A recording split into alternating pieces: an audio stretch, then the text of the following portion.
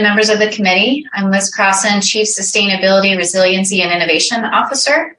And it is my pleasure today to introduce our next guest speaker. She is Heather Cooley. She's the Director of Research at the Pacific Institute. And for those of you that may not be familiar, the Pacific Institute is a research and policy think tank working to tackle some of our most pressing water challenges. And one of their objectives is to produce data-based solutions that will provide real change in water management. Heather conducts and oversees research on an array of water issues, such as sustainable water use and management, the connections between water and energy, and the impacts of climate change on water resources. Prior to joining the Pacific Institute, she worked at the Lawrence Berkeley Laboratory studying climate and land use change, as well as carbon cycling. So today, Heather is going to be sharing some findings from a recent report. It was released in April of 2022, entitled The Untapped Potential of California's Urban Water Supply. And recognizing that Metropolitan has done a great deal in conservation and efficiency and is actively looking to expand stormwater capture and water reuse, she's going to share some of the actual potential of what really could be achieved in Southern California. And this is an effort in which Metropolitan could continue to be a leader and build further resilience in the face of climate change. And she, of course, will be available for Q&A afterwards. So with that, I'll turn it over to Heather Cooley. Great. Thank you so much, Liz. And I'd like to thank the committee for inviting me here today. I'm really excited to speak with you all. As Liz mentioned, I'm going to be presenting on a study we released in April of last year that looks at the untapped potential of California's water supply, which quantified the volumetric resource potential for urban water efficiency, water reuse, and stormwater capture. Next slide, please. I just want to start with just a little bit about the Pacific Institute. As Liz mentioned, we're an independent, nonpartisan research institute based in California with now staff around the world. Our work is really focused on creating and advancing solutions to the world's most pressing challenges. But I also want to highlight our efforts are now, and we're sort of thinking about them, are really framed around water resilience. So I want to just highlight, that some of the work will be focused on sustainability, but also looking at opportunities for improving water resilience in the face of climate change. And I think that'll provide some context for some of the work I'm going to present today. Next slide. I'll start a little bit with some of the key findings, and I'll unpack these throughout in the presentation. I really want to highlight that Southern California has made laudable progress in efforts in reducing water use and augmenting local supplies, but more will be needed to advance resilience in the face of climate change. Proven water efficient technologies and practices could further reduce urban use in the South Coast by about 1.1 million to 1.7 million acre feet per year. Additionally, the reuse of municipal wastewater could boost local water supplies by up to 1.1 million acre feet, tripling current reuse levels. In addition, urban stormwater capture, specifically in those areas overlying public supply aquifers, could boost local supplies by 260,000 acre feet in a dry year, up to 1.4 million acre feet in a wet year. And these strategies are essential for meeting our water goals, but will also help us to meet our other goals, including our energy and greenhouse gas goals. Next slide, please.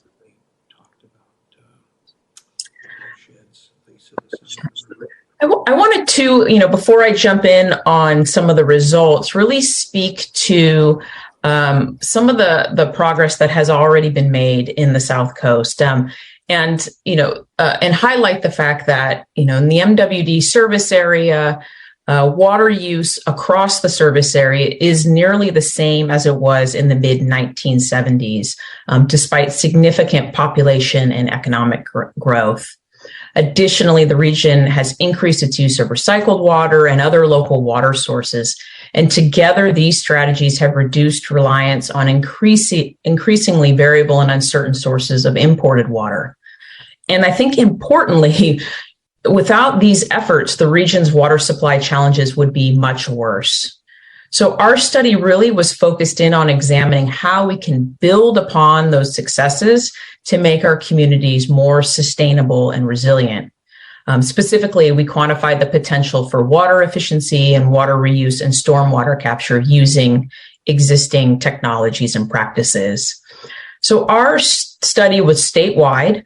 Today, I'll focus in on the results for the South Coast. I really want to highlight, though, that the South Coast area is slightly larger than the MWD service area. So it includes some areas just north of the MWD service area, as well as some areas east. So I just want to sort of highlight that point. When I present the results for the South Coast, you can think of those as encapsulating the MWD service area, but then adding in those additional areas. Okay, next slide, please. Well, okay, actually, sorry, stay here for just a moment. I'll focus in first on the water efficiency pieces, and then I'll talk on the methods and then on the results, and I'll do that for each of the three strategies. So for the water efficiency, we really used as a baseline use the water use that was reported by water suppliers for the 2017 to 2019 period. We used that time period because it was the most robust statewide data set that was available. We don't yet have sort of such a robust data set for the rest of the state. And again, this represented our baseline use. We then developed two water saving scenarios. There was a moderate efficiency scenario that's based on full compliance with current standards for appliances and fixtures, for landscapes under MWELO, the Model Water Efficient Landscape Ordinance, and for distribution leaks. In effect, it assumes that all homes in the South Coast and in California are meeting the requirements for new homes. It also includes a 30% reduction in commercial, industrial, and institutional water use, which is the low-end estimate of potential savings that are identified in the literature for those sectors. So that gives you a sense of the moderate efficiency scenario.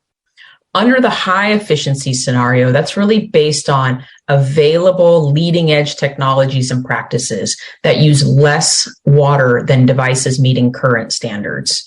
So just as an example, there are toilets that are certified by WaterSense, that's an EPA program, that use less water than what we currently have as our standard in California, which is 1.28 gallons per flush. Similarly, there are more efficient devices for shower heads, for clothes washers, et cetera. So our high efficiency scenario really goes beyond what our current standards and requirements are, but it is based upon technologies that are available and that are on the market for today. I want to really highlight too, before I get into the results, that these are not forecasts. These are what-if scenarios that represent a snapshot of what's possible with today's technologies and practices. I also want to highlight that we did not look at changing behaviors. We didn't look at shorter showers, fewer flushes, or under irrigation of landscapes. We really sought to maintain current use behaviors and really just change the technologies for which we're using water. So I just really want to highlight those points. Next slide, please.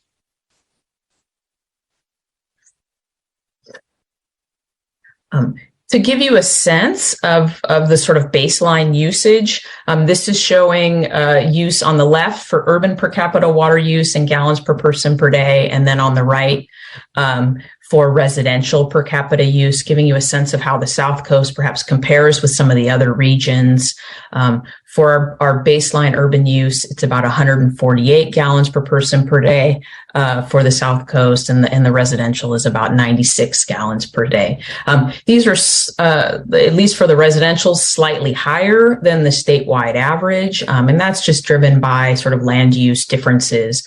The South Coast obviously typically having larger lots, and the landscapes there require more water because of the warmer climate. Next slide, please. Okay, focusing in on the results, the statewide savings for context around the water efficiency range from about 2 million to 3.1 million acre feet per year. Of these, we see the greatest potential in the South Coast.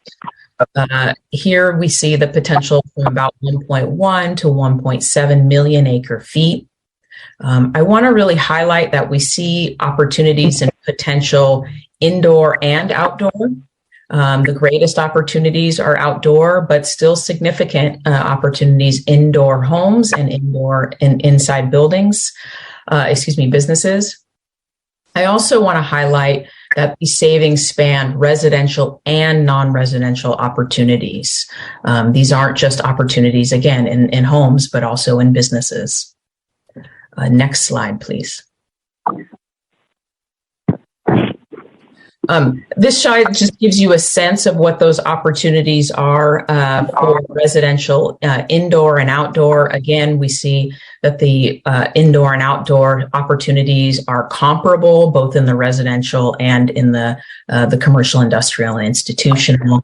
Also want to highlight that there are opportunities specifically looking at non-revenue water, that is our water losses. Next slide. So I'll talk a little bit on the water reuse, and again, focus in first on the methodology, and then I'll look more specifically at the results for the South Coast.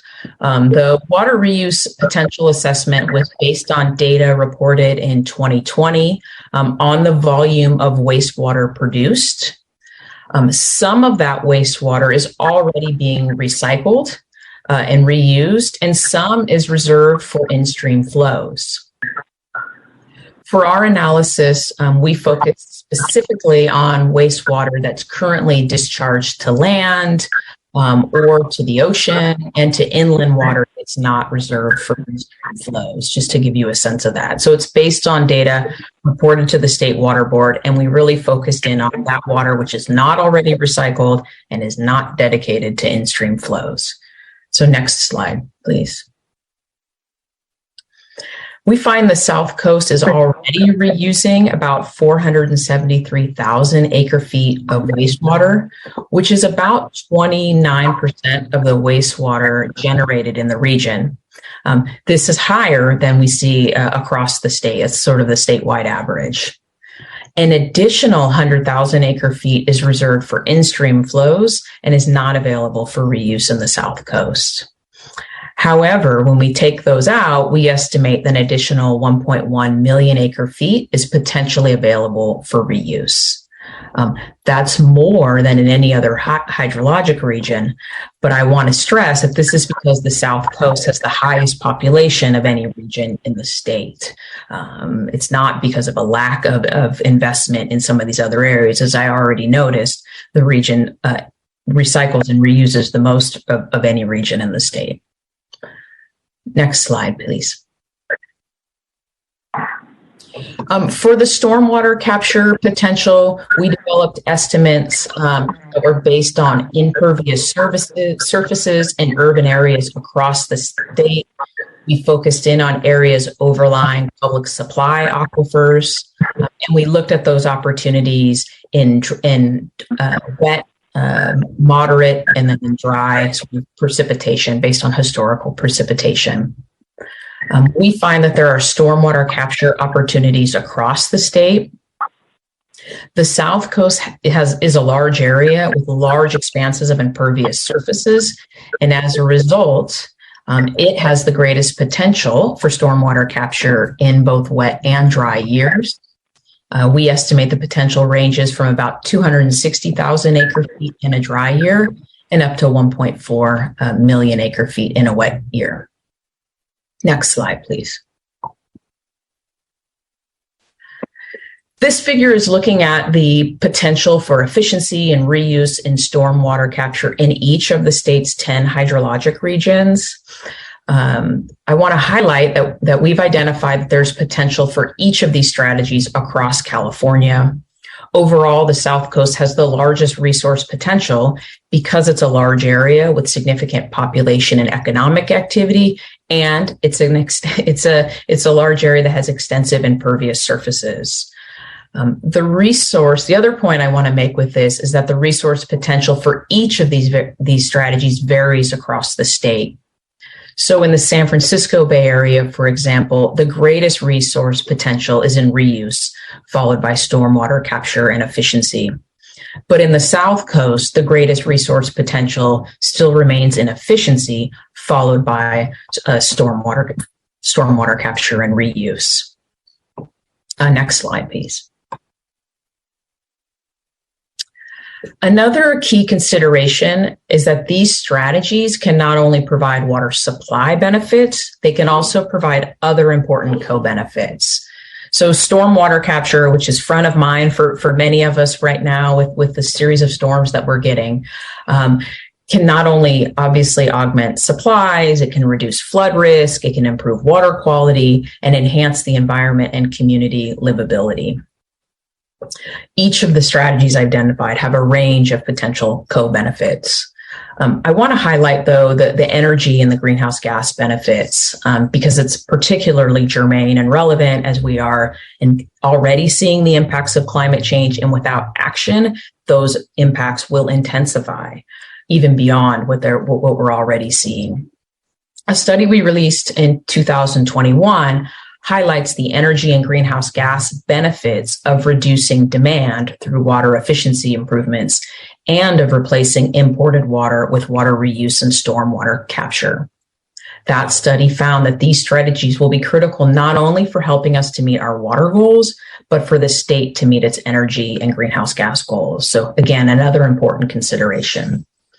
These co-benefits, and I think this was a theme we heard in the previous presentation as well, point to opportunities for partnerships and collaborations, as well as for sharing the cost to implement these strategies. We know that none of these strategies are free. There are significant costs in implementing them, but the fact that they provide co-benefits and that there are additional beneficiaries highlights some opportunities for partnering and leveraging some of the resources and garnering greater public support. Next slide. This provides a few more details, I think, on the energy piece. I've already stated, so I'll leave this, although certainly encourage you to look at this study as it, again, points to not only the opportunity, but really the need for us to integrate and consider energy and greenhouse gas as part of our water management and the essentialness of doing that in order to meet our energy and greenhouse gas goals. Next slide, please. So I'll just conclude again and reiterate some of the key findings. We've seen tremendous progress in the South Coast in implementing these strategies, but we know that we will need to do more to improve resilience and enhance resilience in the face of climate change. We've identified proven water efficient technologies and practices that could reduce urban water use in the South Coast by 1.1 million to 1.7 million acre feet. There's opportunities to reuse municipal stormwater such that we can augment supplies by up to 1.1 million acre feet, a tripling of current reuse levels. And we see that urban stormwater capture in areas overlying public supply aquifers could further boost supplies by 260,000 acre feet in a dry year up to 1.4 million acre feet in a wet year. These strategies are essential for meeting our water goals. They also provide important co-benefits, including opportunities to meet our energy and greenhouse gas goals. Next slide. So I'll just quickly summarize what I think some opportunities for Metropolitan Water District on helping to realize some of these these potential. First, and we'll just stay on this slide. No need to go to the next ones. But first, it's around increasing investment. So let me step back and, the quantification of these opportunities is a very important step. But even more important is aligning our policies, our programs, and our investments to then realize these opportunities. These opportunities are require effort to be achieved. One area is around increasing funding for these strategies. It will require investment to realize the efficiency and reuse and stormwater capture. In particular, I think opportunities for increasing water efficiency and water loss control programs to levels that are consistent with other water supply investments. Historically, we've underinvested in efficiency, but there are significant opportunities there, and we can realize them through increased investment. A second area I think of importance is around continued expansion of targeted programs for underserved communities, including through partnerships with energy IOUs, with NGOs and community groups as well. We've traditionally provided programs through rebates. Those have only been effective in meeting certain customers. We need to be thinking more targeted programs for underserved communities to help realize not only the savings, but to support equity. Another area is around continuing support continue supporting the ban on non-functional turf, which I know the MWD board has approved, and to continue conversion to California-friendly gardens. These will be critical for helping to realize some of the savings we've identified and to make our communities more resilient. And finally, prioritizing some of the multi-benefit recycled water and stormwater capture projects to help galvanize support and leverage co-funding for these investments. So I'd like to thank you and open it up for any questions. Thank you, Heather. This was a really incredible presentation. I see we have one hand up online. I will go to Director Sutley. Thank you for a great presentation. Just a couple of questions on the water conservation or water use efficiency. Did you look at sort of the questions about sort of codes and standards versus kind of retrofits? And a lot of our, as you noted, a lot of our programs to date have been around rebates, but obviously many of the communities in Southern California have pretty strict codes and standards, and sort of where's the best place to push, and then sort of along the lines around equity in Los Angeles, of course, many people are renters and live in apartment buildings that are master metered. So just curious if you've gone into any detail on that. And then on the stormwater, a lot of the opportunity of stormwater capture obviously is where there are wet weather flows for water supply, and primarily the dry weather flows are either for maintaining sort of in-stream flows or dealing with water quality issues. And it looked like you sort of broke some of that out, but just interested in sort of if you had any further thoughts about sort of wet weather versus dry weather flow investments. Thanks. Great, thank you. Those are great, excellent questions. I'll start with the efficiency first. What we didn't look specifically at the types of programs you might implement to capture these, whether it be through standards and codes or stricter standards and codes or more rebates or direct install type of programs. Our focus was really on what is the opportunity if, as I mentioned, under these sort of what if scenarios, if all homes were equipped with appliances and standards that met current standards for new homes, and if businesses were implementing what the literature suggests is sort of a low end opportunity for savings. So it really just gives you a sense of what the potential is there. And I think your questions are then the next set of questions to think about. What is the best way of achieving that? And I think there are some of the measures that have been identified that are part of standards and codes. And, as new homes are built, as old devices wear out, they are replaced. But there are others for which the standards don't exactly work in that way. Landscapes, for example, right? Those are only requirements on new developments. And so old developments, we're really going to have to focus in on that. There's not going to be that sort of natural turnover. So I think those are sort of the types of questions to really work through and strategize in making some of the important policy decisions about how do we make investments and how do we kind of orient those. So I think this just gives you a sense of where the opportunities lie. There could be even further work within the MWD service area to try to understand, well, is it toilets? Is it shower head? What are the devices? Is it in landscapes? That too can be really important information for understanding where you might want to invest funds and money to realize those savings.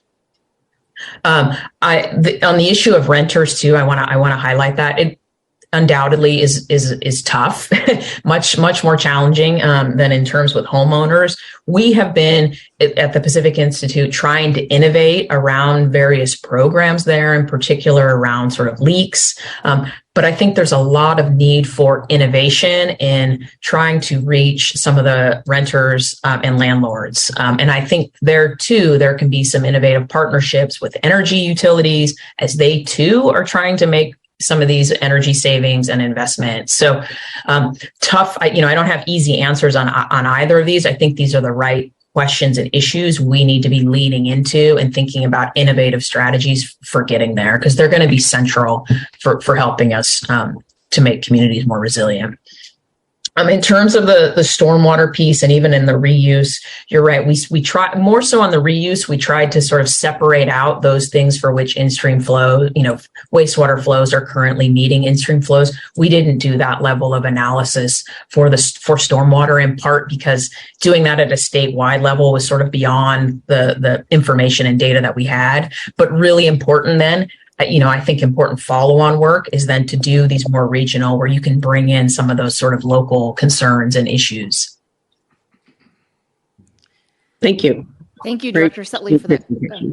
Thank you, Director Sutley, for that question and for that answer, Heather. And I would just add to that, as far as the implementation goes, we do have SB 407, which I think was passed in 2009, which requires the turnover of inefficient fixtures in homes and businesses, but there was no mechanism for enforcement there. It didn't sound like a pointer. And so there is, also opportunities for us to think about that as well. Director Armstrong. Yes. Well, first, thank you very much for sharing this research. Really, really informative. I just have one question, and it relates to one of your charts on the indoor water use opportunities in the South Coast region. And I just want to make sure I understand why there's so much opportunity there. Is it population related primarily, or is it that there's other regions are using different devices that we're not using yet here in the South Coast region? Yeah, a great question. So it's a combination of when developments were put in place. So there were homes and businesses, frankly, that were developed prior to the early 1990s. So those ones tend to have older devices. So in some ways, it depends on when development occurs and what the standards were at those times, if they existed. It's also, though, a function of, as you know, population. So larger areas are going to, even those areas that have implemented a lot of efficiency, the fact that they have a larger population and the fact that the South Coast is the largest population is what sort of drives the efficiency opportunities there. So it's a combination of sort of land use, the timing of that, and population as well. Thank you. Director Goldberg. Thank you very much. I too want to thank you, Heather, for an excellent presentation. It's wonderful to hear some of our opportunities as we are all struggling to figure out a future for our ratepayers here in Southern California. I'm sort of curious about the issue of stormwater, and especially since the county of Los Angeles has, I think, Measure W that is specifically for stormwater. Do you know anything about where they are and what kinds of things the County of LA is doing? I think it brings in quite a bit of money, Measure W. I'm also interested maybe after Heather to find out what are we doing with our stormwater. So Heather, you first. Thank you. So you're correct in that Measure W is one of several measures in the Los Angeles area that supports stormwater capture, and that one I believe is on the order of about $300 million per year is what the expected revenue was from the parcel tax. They have had to date, and I'm sure there are others who could provide a much more detailed sort of accounting. I'll do a high level. They've had several rounds of funding. There are projects being implemented and more coming. So it certainly has been an important piece of allowing for the development of those projects. Funding, as you all know, is sort of a critical component. And that program and that effort is certainly innovative. I think there are entities around the country and around the world now looking at, the opportunities that has afforded the region in terms of developing those. And it's an example of where sort of innovation in funding is needed, but also highlights some opportunities for additional collaboration. Thank you. And in Met, how are we doing with stormwater? So, Director Goldberg, it's a good question in the sense that our facilities don't have huge watersheds that feed stormwater directly into them. So, if you're thinking about our facilities themselves, it isn't a huge impact. It's much more with our local agencies that have facilities in our service area. And on the agenda today, you actually have an action item that is a pilot program that the board approved for us to start looking at 2 different types of stormwater programs that we could fund and provide assistance for.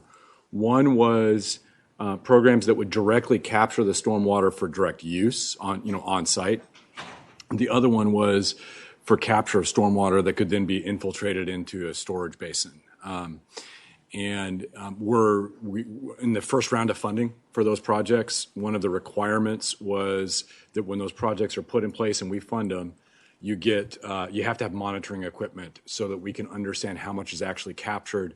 That would then inform, when we do the next round, coming back to you and saying, this is what you're getting for your money for that investment, of how much water is actually being captured locally. So that's where we are in those programs, and I think Bradwood got one on the agenda today for consideration. Thanks, Devin. Yeah. Director Peterson, I saw your hand up earlier. Did you lower that? Oh, okay, thanks. Director Penning. I also just wanted to add my 2 cents on the LA County Safe Clean Water Program. It's actually a parcel tax, and it required a supermajority, a 2/3 vote, and it got that in 2018. I think it actually got to like 70% or something. It was, it's quite popular as water usually is on the ballot. The program was written to give priority to projects that not just help, the individual entities that hold a permit with the state to meet their compliance obligation, but actually to give priority to projects that have a supply component. So it is meant to encourage projects that are not just capturing stormwater, but also doing something with that water. Part of the money goes back to is local return, going back to cities directly. And then like half of the money is spent on regional projects. And it's a competitive grant that is given out on an annual basis by watershed. So the regional money is meant to encourage planning by watershed and is meant to encourage cities to work together on things. So it's in, its first 5 years. I think there aren't a lot of projects that have been completed yet, as you know. These things sometimes take probably too long.